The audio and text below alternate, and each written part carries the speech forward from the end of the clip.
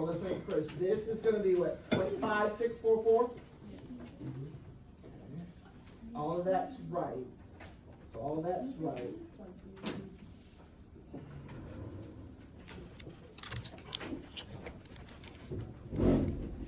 Alright, so what do we get? 0.5644 minus 0.5 divided by square root of 0.5 times 0.5 divided by 101. I got 1.29. I got 1.29 there. Yeah, Oh, God, it's 1.2944. Okay, I got 1.29. Can somebody check my math? Yes, are we're keeping it at 2 decimal Yeah, places? you round, yes. It's typical to round Z to 2 numbers after the decimal. Z is 2. Okay. So I'll leave that up really quick.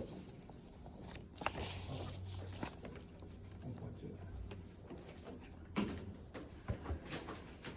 Okay, that's even stronger evidence than before. It was 1.09 before. But now, still, is that statistically significant evidence? We'll find out. All right. Okay, let me know when I can go to the next slide.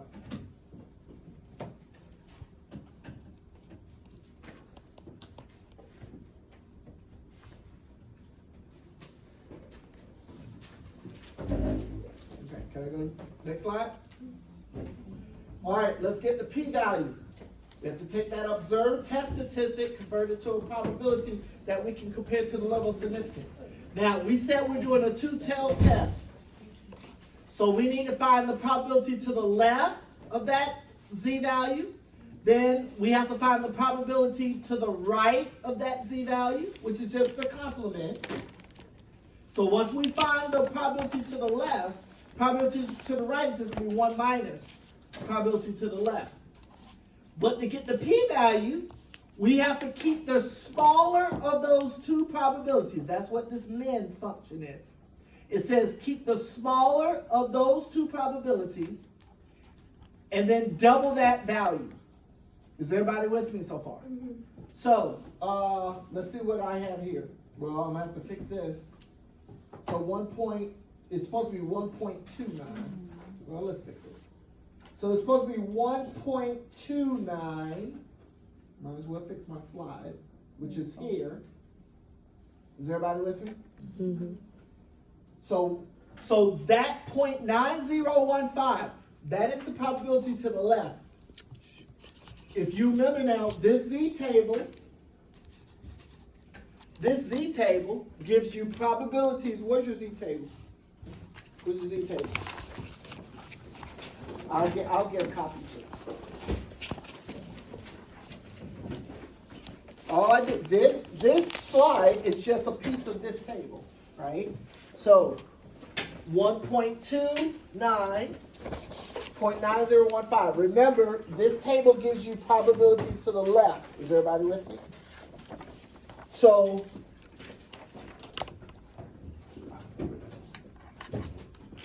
that means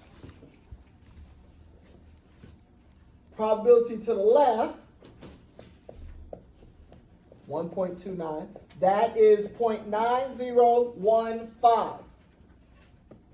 So how do we get the probability to the right? 1 minus. 1 minus that, right. Probability that Z is greater than or equal to 1.29, which is 1 minus 0.9015. What is that? Point what? 0985. So everybody with me so far? 1 minus probability to the left. These are complements of each other. But the p-value is 2 times the smaller of these two probabilities. Is everybody with me so far? The smaller one is which one? PR. Yes, PR. It's 0.0985. So we got to take 0.0985 and double it. Hold on, don't tell me. 1970. 0.1970. Yeah, 18 Yes. and 170. Yeah, 1970. Yeah.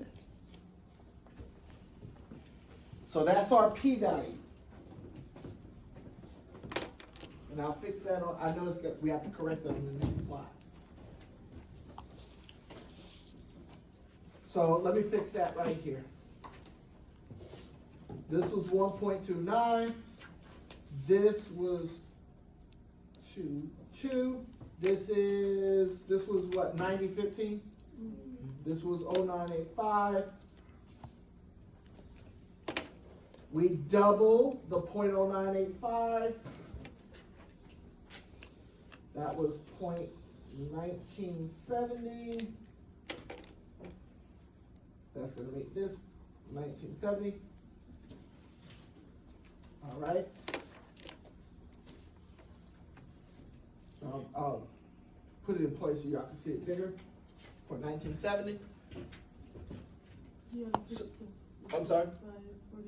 Oh, yes, thank you. It's supposed to be what? 0.5644, right? Thank you. Good catch. Good catch, yeah. All right. Even if we would have kept it at the other value, it's still not, we're not gonna see statistical significance. Statistical significance.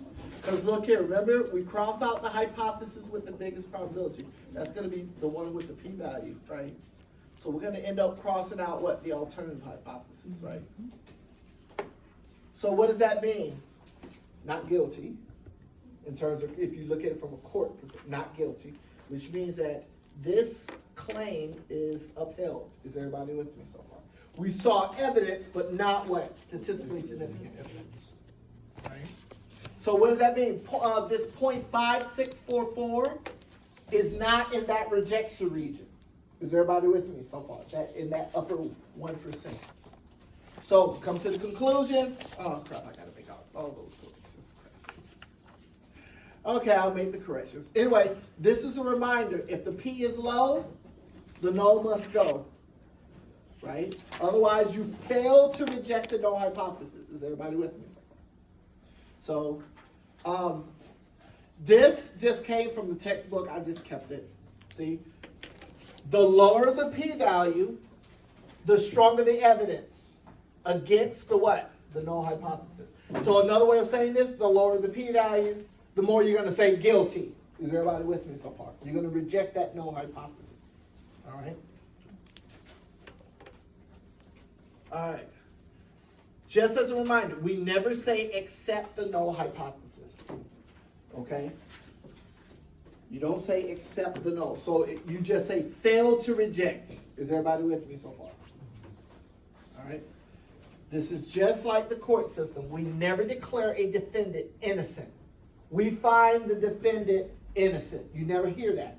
We find them what? Not guilty. You understand? So we fail to reject the null hypothesis, but rather we say not guilty. So we fail to reject the null hypothesis. We don't say we accept the null hypothesis. No. Okay.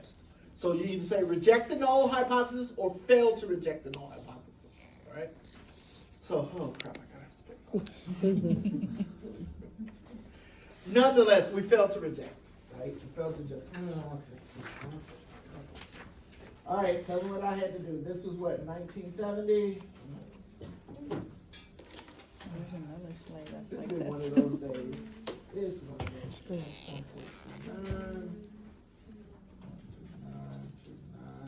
90, 15, right? Mm-hmm. I knew it was going to be a special day when I woke up this morning.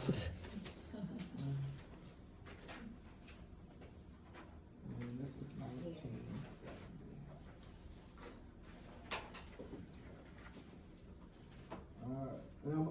And I'll make it. I'll blow it so y'all can see it. There you go. All right. So we failed to reject. We conclude that the true winning percentage is approximately 50%. Okay. So we saw. So what? Again, let me remind you what we're doing when we're performing a hypothesis test. We are looking at what happened locally to make a conclusion about what's happening globally. Is everybody with me so far? We never do a hypothesis test to talk about, to make a conclusion about the sample. We use the results from the sample to make a generalization. Is everybody with me so far? That's what we're doing with hypothesis tests. All right? Questions so far? All right. Now we got to talk about this. We talked about this on last time. Let's go back before we get to that. We talked about this on last time. How we made a conclusion. That does not mean, and there's a high chance that we made the correct conclusion. That we made a conclusion that matches reality. Is everybody with me so far? Now, if we want to talk about, well, what is that? How likely did we actually make the right conclusion? Now we have to talk about the power of the test. But that's beyond the scope of this course. And you can calculate that. You can calculate how powerful this hypothesis test was. Is everybody with me so far? But that's beyond the scope of the course, and it's a tedious calculation, but you can calculate it. Okay.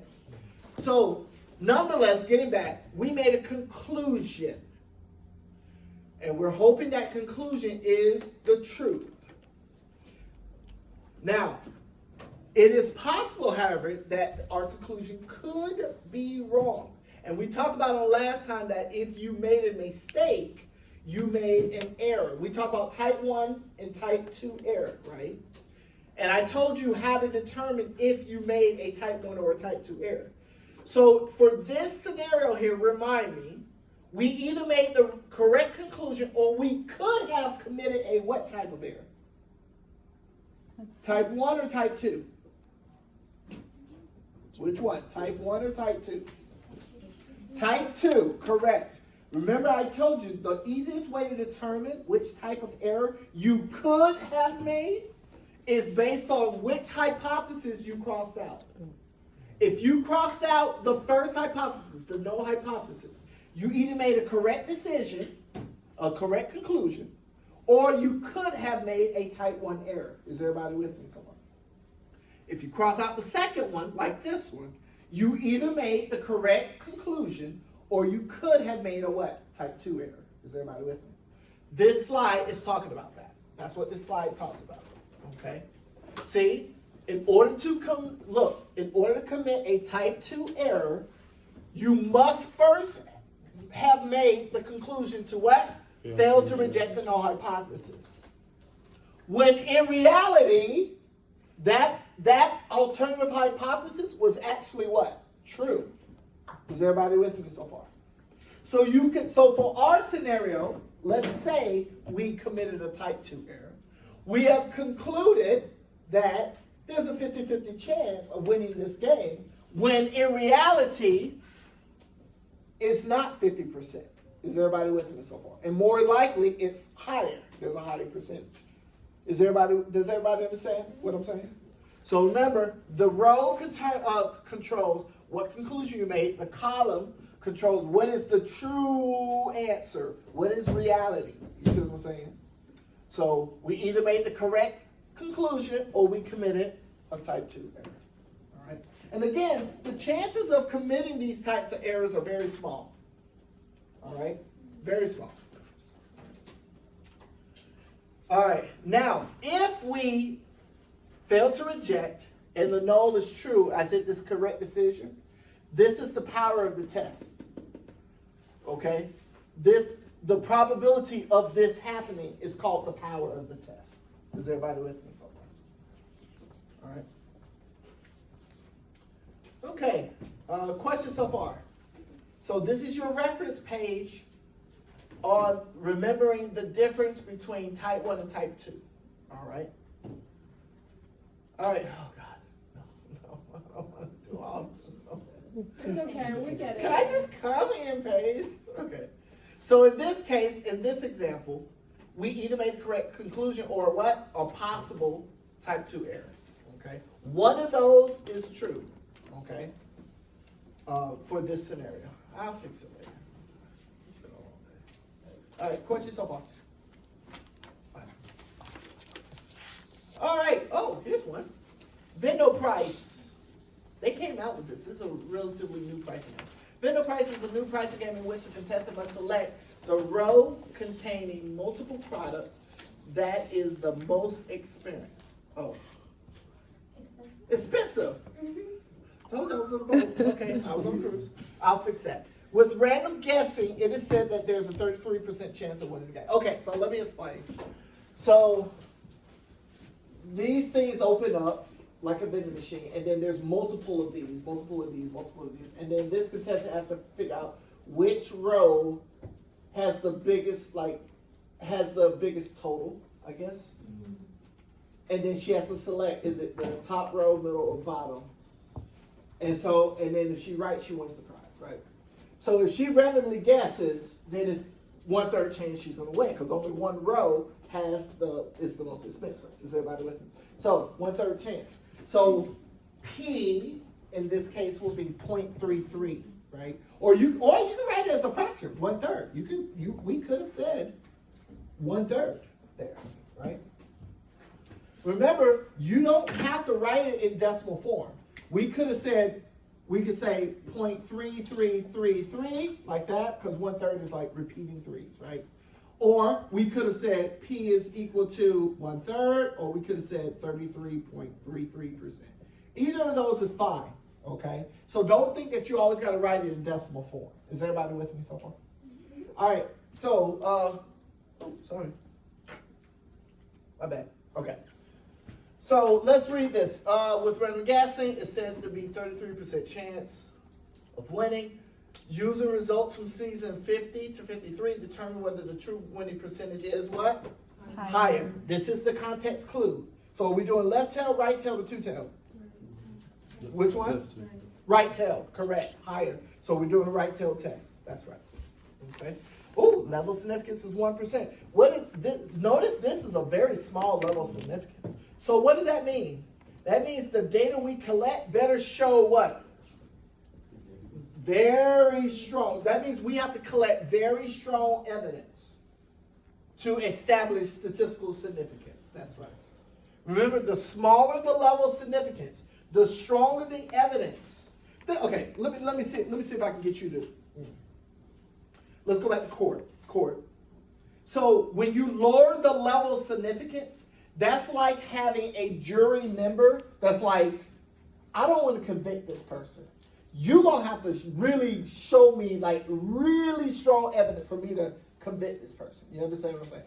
That's like 1%. But like when the level of significance is higher, like let's say 10% compared to 1%. If it's 10%, that's like the jury member that says, all you got to do is, he fucking blinks guilty. You see what I'm saying? The smallest evidence, I'm going to convict him. You understand? Oh, that person saw him at the scene. Guilty.